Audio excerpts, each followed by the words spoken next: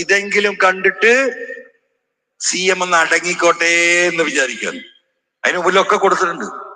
അതൊന്നും ഇത്ര ക്ലിയർ ആയിട്ട് നമുക്ക് എന്താ പറയാ കാണിച്ചു കൊടുക്കാൻ പറ്റില്ല. കാരണം ഒരു ദിവസം 2 ദിവസം പോലീസുകാർ അന്വേഷിച്ചെങ്കിലേ ആ 2-3 സംഗതികൾ കൂട്ടിമുട്ടുള്ളൂ. ഇത് പച്ചയായി 33,80,000 രൂപ ക്യാഷ് അധികാരത്തിൽ എഴുതിയിരിക്കുന്നു. റൊക്കമായി പണം കിട്ടി ബോധിച്ചു. പിന്നെ 10ാമത്തെ ദിവസം 65 ലക്ഷത്തിന് മറിച്ചു വെക്കുമ്പോ ആ 65 ലക്ഷം പണമായി സ്വീകരിച്ചിരിക്കുന്നു. ഇതാ ഡോക്യുമെന്റ്. ഒറ്റ പോലീസുകാരനാ DGP ഓഫീസിൽ നിന്ന് തിരുവനന്തപുരം പ്രവിശ്യ ഓഫീസിൽ പോയിക്ക 1 മണിക്കൂർ കൊണ്ട് ഈ ഡോക്യുമെന്റ് ശരിയാണെന്ന് പറയാം. നെറ്റ് തന്നെ കിട്ടും, എല്ലാവർക്കും കിട്ടും. ഞാൻ ആ ലിങ്ക് വിട്ടിരുന്നല്ലോ. എന്ത് ഇദ്ദേഹത്തെ തൊടാത്തത്? അപ്പൊ തെളിവ് കൊടുത്ത കേസ് 6 മാസത്തെ വിജിലൻസിന് അന്വേഷണത്തെ കൊടുത്തു. മറ്റൊക്കെ 1 മാസമാണ്. ഇതെന്ത് നീതി? ഇവിടെയാണ് വിഷയം. ഇവിടെയാണ് RSS കടന്നു വരുന്നത്.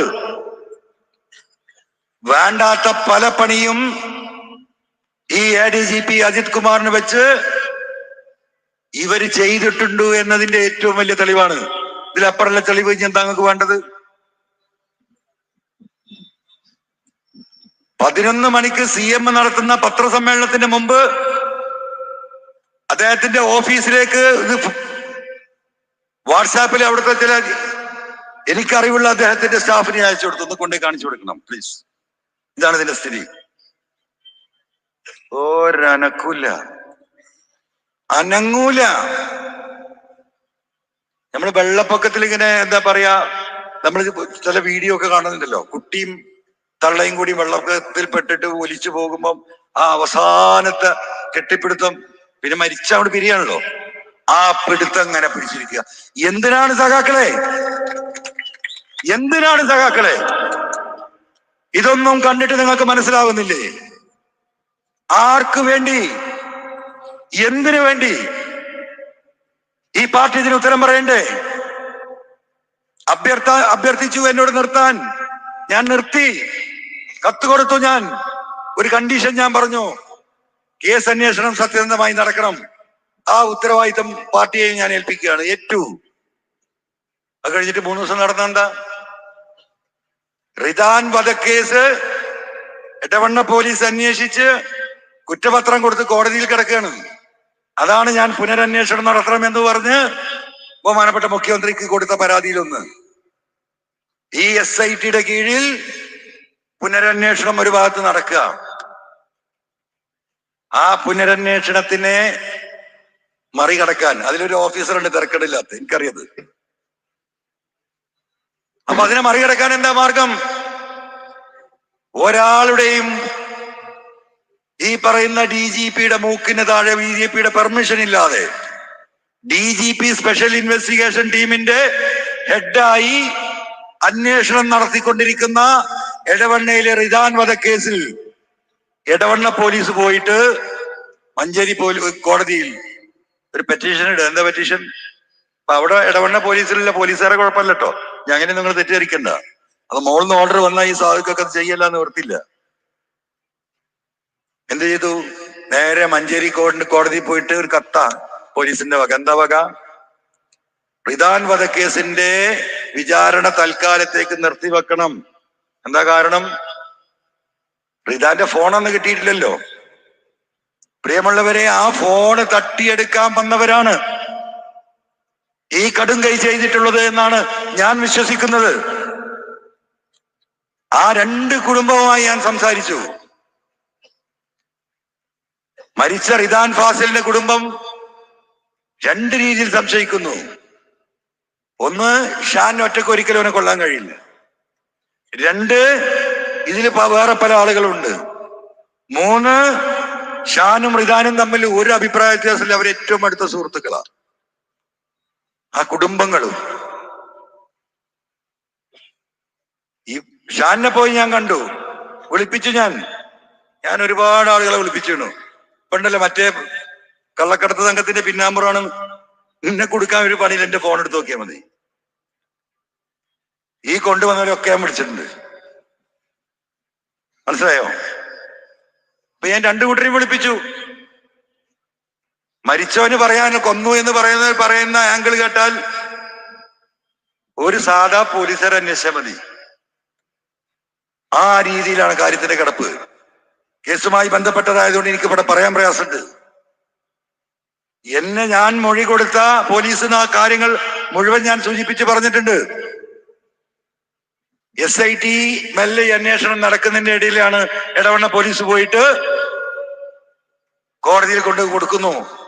റിദാൻ ഫാസിലിന്റെ ഫോണുമായി ബന്ധപ്പെട്ട് ചില സൂചനകൾ കിട്ടിയതിന്റെ അടിസ്ഥാനത്തിൽ പുനരന്വേഷണം വേണം. ഫോണ് കിട്ടിയെന്നല്ല, ഫോണുമായി ബന്ധപ്പെട്ട സൂചന. എന്താണാവാ സൂചന? പോലീസിന്റെ ചരിത്രത്തിൽ കേട്ടുകേൾവിയില്ല. നമ്മൾ കുറെ കേസൊക്കെ നടത്തിയിട്ടുണ്ട്. ഞാൻ ഉത്തരവാദിത്തപ്പെട്ട ഹൈക്കോടതിയിലെ വക്കീലുമാരുമായി സംസാരിച്ച് ഒരിക്കലും അത് പ്രാക്ടിക്കൽ അല്ല, ഇത് അട്ടിമറിക്കാനുള്ള ശ്രമം തന്നെ. അപ്പൊ എന്താ SIT ഇനിയിപ്പോ എന്താ മാർഗം? SITക്ക് അത് അന്വേഷിക്കാൻ പറ്റൂല. കാരണം എന്താ? കോടതി ഇവരോട് അന്വേഷിക്കാൻ വേണ്ടി പറഞ്ഞു. ജില്ലാ ജഡ്ജിന്റെ ഓർഡറിന് താഴെയാ DGP ഇട്ട ഓർഡറാണ് SIT അന്വേഷിക്കാൻ. ആ ഓർഡറിനെ മറികടന്നുകൊണ്ട് ജില്ലാ ജഡ്ജി ഒരു ഓർഡർ ഇട്ടാൽ അതേ ഉണ്ടാവുള്ളൂ. ഇതും കൂടി വന്നപ്പോ ഞാൻ വീണ്ടും കത്ത് കൊടുത്തു. ഞാൻ ഈ നിൽക്കൂലട്ടോ എന്ന് പറഞ്ഞു. പാർട്ടിയുമായി ബന്ധപ്പെട്ട് പാർട്ടി ഇനിയും ഇതിൽ ഇടപെട്ടിട്ടില്ലെങ്കിൽ എനിക്ക് പ്രയാസമെന്ന് പറഞ്ഞു. അപ്പോഴാണ് മുഖ്യമന്ത്രിയുടെ പത്രസമ്മേളനം. ആ പത്രസമ്മേളനം ഞാൻ പറയണ്ടല്ലോ. പിന്നെ ഞാൻ ആരെ കാത്താണ് നിൽക്കേണ്ടത്? പ്രിയപ്പെട്ട സഖാക്കൾ പറയണം. ഞാൻ ഇനി എന്ത് ചെയ്യണം? സഖാക്കൾ എനിക്കതിന് മറുപടി തരണം. ഈ നാട്ടിലെ സാധാരണക്കാരെ മനുഷ്യർക്ക് വേണ്ടി, പാവപ്പെട്ട മനുഷ്യർക്ക് വേണ്ടി ഇടപെട്ടത്, ഒരു പാർട്ടി സഖാവിനും അങ്ങാടിയിലേക്ക് ഇറങ്ങാൻ കഴിയാത്ത, ഒരു പൊതുവിഷയത്തിൽ ഇടപെടാൻ കഴിയാത്ത, പോലീസിന്റെ അപ്രമാദിത്വത്തിന് മുന്നിൽ തല താഴ്ത്തി നടക്കേണ്ട ഗതികേട് കേരളത്തിൽ അങ്ങോളം ഇങ്ങോളം ഉണ്ടായി. മിക്ക സ്റ്റേഷനുകളിലും പാർട്ടി സെക്രട്ടറി പോലും പറഞ്ഞാൽ ഫോൺ എടുക്കാത്തവർ. എന്തിനേറെ പറയുന്നു, MLA വിളിച്ചാൽ ഇത് MLA ആണ്, നിലമ്പൂർ MLA ആണ്, ഒരൊറ്റ അടി പോയി കൊടുക്കാൻ തോന്നും. ഈ ജനങ്ങളെ വെല്ലുവിളിക്കുകയാണ് ഇവിടെ. ജനങ്ങളെ വെല്ലുവിളിക്കുന്നു. ആരാ ഒരു ജനപ്രതിനിധി, ഒരു പഞ്ചായത്ത് മെമ്പർ ആണെങ്കിൽ ഇത് ചോദ്യം ചെയ്യാൻ അവകാശം ജനങ്ങൾക്കുണ്ട്. അത് ആദ്യം വരെ മനസ്സിലാക്കണം. ഈ കണ്ടു കാണപ്പെട്ടവർക്ക് മുഴുവൻ ശമ്പളം കൊടുക്കുന്നത് ഈ നിൽക്കുന്ന ജനങ്ങളുടെ കീശയിൽ നിന്നാണ്. ആ ജനങ്ങളെ പറഞ്ഞു കേൾക്കാൻ ഈ നാട്ടിലെ എല്ലാ ഉദ്യോഗസ്ഥരും ബാധ്യസ്ഥരും. അതിന് ജനങ്ങൾക്ക് ബോധം വേണ്ടേ? ഞാൻ ചെറിയ ഉദാഹരണം പറയാം. നിങ്ങളൊരു 4 ആളെ വെച്ചൊരു കട നടത്തുന്നു വിചാരിക്കാം. അപ്പൊ അതിന്റെ മുതലാളിയോ മാനേജറോ പറഞ്ഞ നിങ്ങൾ കേൾക്കൂലേ? കേക്കോന്ന് കേൾക്കൂലേ? ഒന്ന് ഉറക്കെ പറയേ. എന്ത് പേര് ശബ്ദമില്ലാത്ത? അപ്പൊ എന്താ ഇവർക്ക് ശമ്പളം കൊടുക്കുന്ന ആരാ? ഈ പോലീസിന് ശമ്പളം കൊടുക്കുന്നത് ആരാണെന്ന് അപ്പൊ നിങ്ങൾ പറഞ്ഞാ കേൾക്കണ്ടേ? അവിടെയാണ് പ്രശ്നം. പോലീസ് മാത്രല്ല, വില്ലേജ് ഓഫീസിലേക്കൊന്ന് പോയി നോക്ക്, പഞ്ചായത്ത് ഓഫീസിലേക്ക് നിങ്ങളൊന്ന് പോകൂ. പൊതുപ്രവർത്തകർക്ക് ഒരാളെയും ബഹുമാനിക്കണ്ട എന്ന സംസ്കാരം പ്യൂണ് തൊട്ട് ചീഫ് സെക്രട്ടറി വരെയുള്ളവർ ഒരാളെയും ബഹുമാനിക്കണ്ട എന്ന അവസ്ഥയിലേക്ക് പോവുകയാണ്. പിണറായി സർക്കാരിന്റെ ഈ ജനാധിപത്യ കേരളത്തിന്റെ ഏറ്റവും വലിയ സംഭാവന. ഞാൻ ഇവിടെ പ്രസംഗിക്കാൻ നിങ്ങൾ തോന്നണ്ട. ഇതെന്താ പാർട്ടി പറഞ്ഞുകൂടെ ചോദിക്കും. 1000 വട്ടം പറഞ്ഞു. ഞാൻ പറഞ്ഞു, ഞാൻ കൊടുത്ത കത്തുകൾ ബൈൻഡ് ചെയ്ത് വെക്കുകയാണെങ്കിൽ അടുത്ത തലമുറക്ക് പഠിക്കാനുണ്ടാവും AKG സെന്ററിൽ. ഞാൻ ഇനി എന്റെ വാപ്പാനോട് പോയി പറയൂ, അദ്ദേഹം ജയിച്ചിരിപ്പില്ല ഉണ്ടോ? എന്തൊരു ദ്രോഹം! പൊതുപ്രവർത്തനം നിർത്തിക്കൊണ്ടിരിക്കുക പലരും. ആരെങ്കിലും അപമാനം സഹിക്കൂ? ഒരു വിഷയത്തിൽ ഇടപെടാൻ ചെന്നാൽ ഞാൻ നോക്കിക്കോളാം, നിങ്ങളെ പണി നോക്ക്. ആയിക്കോട്ടെ സർ. എവിടെ പോയി ഈ പാർട്ടിയുടെ കരുത്ത്? ഇത് കമ്മ്യൂണിസ്റ്റുകാർക്ക് മാത്രമല്ല, എല്ലാവരുടെയും അനുഭവമല്ലേ. അത് മാറ്റണം, അനുവദിക്കൂല. ജനങ്ങളൊപ്പമുണ്ടെങ്കിൽ. നിങ്ങൾ ഉണ്ടാവോ? നിങ്ങൾ ഉണ്ടാവുമോ? നിങ്ങൾ ഉണ്ടാവുമെങ്കിൽ അത് മാറ്റും. ആരും ആരെയും അടിമകളാവരുത്. ഓരോരുത്തർക്കും ഓരോ രാഷ്ട്രീയമുണ്ട്, എനിക്കുമുണ്ട്, നിങ്ങൾക്കുമുണ്ട്. പക്ഷേ ആ രാഷ്ട്രീയം നന്മക്ക് വേണ്ടിയും നമുക്ക് വേണ്ടിയുമായിരിക്കണം. ഇന്നെന്താ സ്ഥിതി? ആരാണ് ഓഫീസുകൾ കൈകാര്യം ചെയ്യുന്നത്? കോടീശ്വരന്മാരായ വില്ലേജ് ഓഫീസർമാർ, അല്ലെ? വിജിലൻസ് ആണ് ചെല്ലുമ്പോൾ 1 കോടി 2 കോടി അങ്ങോട്ട് വരുന്നത്. പാർട്ടി ഓഫീസിൽ അഴിമതി, പഞ്ചായത്തിലും മുനിസിപ്പാലിറ്റിയിലും പൈസ കൊടുക്കാതെ ഒന്നും നടക്കാത്ത സ്ഥിതി. ഒരു ഇടതുപക്ഷ ഗവൺമെന്റിൽ ഇത് ഉണ്ടാകാൻ പാടുണ്ടോ? മുമ്പ് ഉണ്ടായിട്ടുണ്ടോ? കുറച്ചൊക്കെ നടക്കും. പണം കൊടുക്കാതെ ഒന്നും നടക്കില്ല. ചോദ്യം ചെയ്യാൻ ആരുമില്ല. പാർട്ടി പ്രവർത്തകർക്കും സഖാക്കൾക്കും ലീഗുകാർക്കും കോൺഗ്രസ്സുകാർക്കും ഒന്നും പോയിട്ട് ഒരു കാര്യമില്ല. അപമാനപ്പെടുത്തി വിടും. അപമാനപ്പെടുത്തിയാൽ എന്താണ് പിന്നെ ചെയ്യുക? പാർട്ടി ലീഡർഷിപ്പിനോട് പരാതി പറയും. എല്ലാ പാർട്ടിയും, ഞാൻ CPM എന്ന് മാത്രമല്ല. അതെന്താ വെച്ചാൽ ഏറ്റവും കൂടുതൽ ജനങ്ങളുമായി ബന്ധപ്പെട്ട് നിൽക്കുന്നത്, ഈ സാധാരണ ജനങ്ങളുടെ വിഷയത്തിൽ ഇടപെടുന്നത് കമ്മ്യൂണിസ്റ്റുകാരായതുകൊണ്ട് അവർക്ക് കൂടുതൽ കിട്ടും. ലീഗുകാരും കോൺഗ്രസ്സുകാരും ഒക്കെ സ്ഥിതി തന്നെയാണ്. അപമാനപ്പെടുത്തുമ്പോൾ എല്ലാം പോരും. പിന്നെന്താ? പിന്നെ വരെ സ്വാധീനിക്കണം. അതിനോ ബാക്ക് കൂടെ പൈസ കൊടുക്കും. എന്നോട് പറഞ്ഞൊരു DC മെമ്പർ പറഞ്ഞിട്ടുണ്ട്, എന്താ ചെയ്യാ, നമ്മൾ പാർട്ടിനോട് പറയുക എന്തെങ്കിലും കൊടുത്തോന്നിട്ട് ഞാനൊന്ന് വിളിക്കാന്ന് പറയും. കമ്മ്യൂണിസ്റ്റ് പാർട്ടി എവിടെ എത്തി സഖാക്കളെ? അപ്പോ ജനങ്ങൾക്ക് ഇടപെടാനുള്ള എല്ലാ വാതിലുകളും ജനലുകളും ഈ കേരള സംസ്ഥാനത്ത് കൊട്ടിയടച്ചു. ഈ ഗവൺമെന്റ് അതിന്റെ ദുരന്തം അനുഭവിക്കുന്നു കേരളത്തിലെ ജനത. കയ്യും കാലും വെട്ടേണ്ടവനെ വെട്ടണം. എന്റേത് വെട്ടിയിട്ടൊരു കാര്യമില്ല. മനസ്സിലായില്ലേ? ഞാൻ പറഞ്ഞുകൊണ്ടേയിരിക്കും, നിർത്താൻ ഉദ്ദേശിക്കുന്നില്ല. 1 മാസം കേരളം മുഴുവൻ നടന്നു പറയാനാ തീരുമാനം. ആയുസ്സും ആരോഗ്യവും പടച്ചോൻ തന്നാല്. അപ്പൊ ഞാൻ മിനിയാന്ന് നിസ്കരിക്കും എന്ന് പറഞ്ഞപ്പോൾ 5 നേരം നിസ്കരിക്കും എന്ന് പറഞ്ഞപ്പോ അങ്ങനെ നമ്മള് അപ്പടുത്ത് അൻവറാക്ക അത് മാത്രം പറയില്ലിട്ട്, ഭയങ്കര പ്രശ്നമാണ്. 4 വഴിക്കും വിളി. ഇന്ന് രാവിലെ ഇപ്പൊ അവിടുന്ന് പോരുമ്പോഴൊക്കെ കാല് പിടിച്ച് വലിക്കുക. മുണ്ടി പോകരുതേ ഇസ്ലാമേ. മനസ്സിലാവോ? അപ്പോ ഇതുപോലെയുള്ള ദുരന്തം, അരാജകത്വമാണ് ഇതിന്റെ പണി. ഇതിന്റെ ഫലം ജനങ്ങൾക്ക് ഇടപെടാൻ സാധിക്കാത്തതുകൊണ്ട്. ഈ മാമി കേസ് എന്താ തെളിയാത്തത്? 1 മാസം എന്നെ ഏൽപ്പിച്ചെന്ന് ഞാൻ തെളിയിച്ചില്ല. ഒറ്റ മാസം, 1 മാസം 15 ദിവസം കൊണ്ട് തെളിയിച്ചു കൊടുക്കുക. 2 പോലീസുകാരന്റെ കൂടെ വിട്ടാ മതി. അത് 4 ആളെ പിടിച്ച് 2 പറയുന്നില്ല, 13, 14 മാസം, 13ാമത്തെ മാസം കിടക്കുക. ഇപ്പോഴും അന്വേഷണം എവിടെ എത്തിയിട്ടില്ല. നാളെ അവിടെ വിശദീകരിക്കേണ്ട, അതുകൊണ്ട് ഇവിടെ സമയം കളയുന്നില്ല. ഇപ്പൊ പണി എന്താ അറിയാം നിങ്ങൾക്ക്? ഈ ADGPക്ക് ചുരുക്കി 2-3 മിനിറ്റ് അവസാനിപ്പിക്കാം. വെള്ളം കൊണ്ട് 2-3 മിനിറ്റ് അവസാനിപ്പിക്കാം. ഈ മാമി എന്ന് പറയുന്നത് ഇപ്പൊ നമുക്കെല്ലാവർക്കും പരിചയമുള്ളതാണ്. എടക്കര സുലൈമാൻ. കേരളത്തിലെ ഒരുവിധം ഭൂമി സംബന്ധമായ എല്ലാവർക്കും അറിയും. നല്ല റിയൽ എസ്റ്റേറ്റ് ചെയ്യുന്ന ആളാണ്. എടക്കര സുലൈമാനി കുറച്ചും കൂടി മേലെയാണ് മാമി. മാമിക്ക് ഫിക്സഡ് ആയിട്ട് ഒരുപാട് മുതലാളിമാരുണ്ട് ഈ മലബാറില്. ഒക്കെ NRIs. ഏറ്റവും ചുരുങ്ങിയ കച്ചവടം ഒരു 2-3 കോടിയാണ്. അത് 100-50 കോടിക്ക് മേലെയും ചെയ്യുന്നുണ്ട്. എല്ലാവർക്കും ഈ ചങ്ങാതിയെ വിശ്വാസമാണ്. അപ്പൊ മാമി പറഞ്ഞ അതാ വില. അപ്പൊ ചിലര് മാമിയെ എന്തെങ്കിലും ഒരു മാർജിൻ ഇട്ടിട്ട് തന്നോന്ന് പറയും. അപ്പൊ സെന്റിന് ഒരു 10 ലക്ഷം ആണെങ്കിൽ മാമി അതൊരു 11 ലക്ഷത്തിന് കൊടുക്കും. ഇവരറിവോടുകൂടി തന്നെ വാങ്ങുന്ന ആളുകളോട്. കാരണം എന്താ വെച്ചാൽ ഒരു 10 സെന്റ് വാങ്ങുമ്പോ ഈ വാങ്ങുന്നതിനെ സംബന്ധിച്ച് പിന്നെ അതിന്റെ പിന്നാലെ നടക്കണ്ട. സെന്റിന് 1 ലക്ഷം കൊടുത്താൽ ബാക്കിയെല്ലാം മാമി ആയിക്കോളും. നിങ്ങൾക്ക് ബുദ്ധിമുട്ടുണ്ടെങ്കിൽ നിർത്തട്ടോ. അല്ല, ഈ ചങ്ങായിക്ക് പിരാന്തായി നടക്കണം വിചാരിക്കണ്ടേ? അതുകൊണ്ട്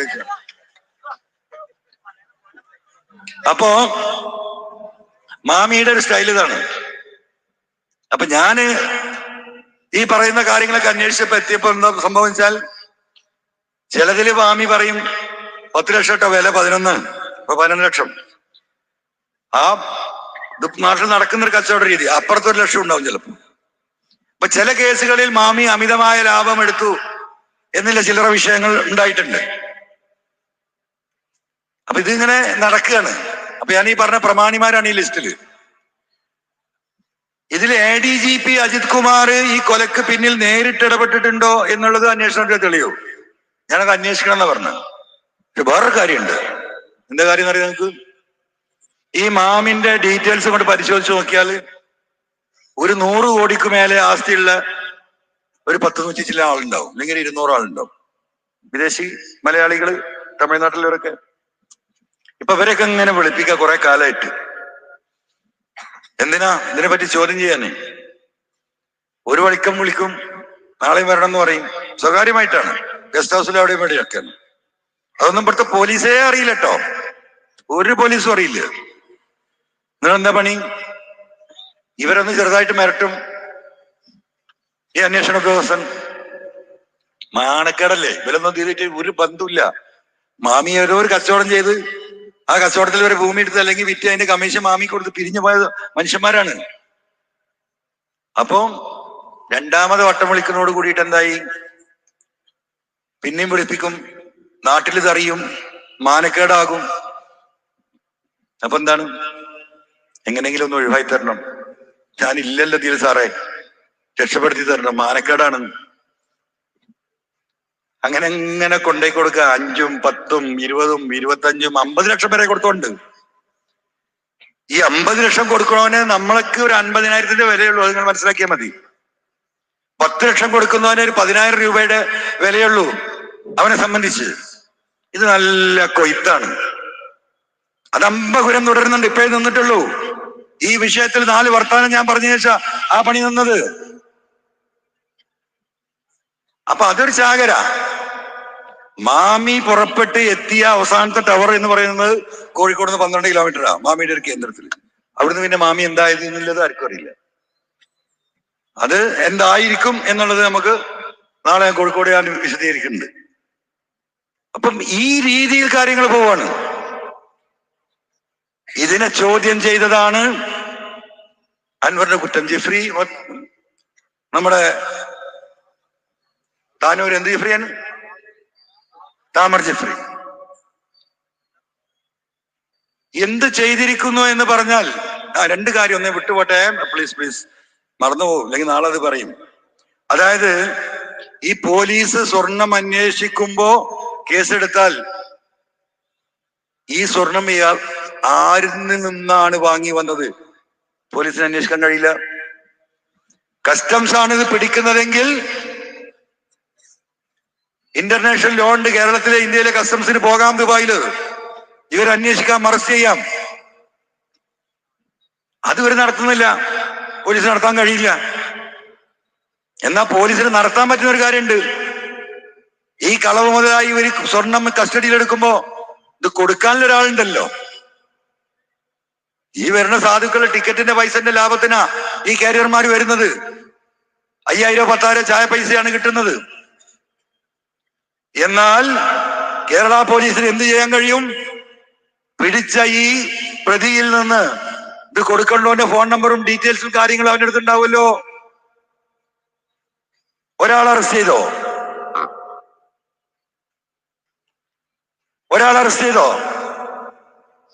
ഒരാളെ അറസ്റ്റ് ചെയ്തിട്ടില്ല. എന്താ മുഖ്യമന്ത്രി പറഞ്ഞത്? കൃത്യമായ അന്വേഷണം, സാക്ഷിമൊഴികൾ, റെക്കോർഡുകൾ. എന്തിനാണ് ഈ സാധു പോയി പെടാൻ നിൽക്കുന്നത്? ഈ അജിത് കുമാർ എഴുതി കൊടുത്ത ഈ വാറോല 1500 ഗ്രാം പാന്റും ട്രൗസറും കത്തിച്ച് അത് ഉരുക്കി വരുമ്പോ 950 ഗ്രാം ആവും വരെ. മുഖം തിരിച്ചിരുത്തി പ്രതികളെ മഹത്വവൽക്കരിക്കുകയാണോ? ആ മീഡിയ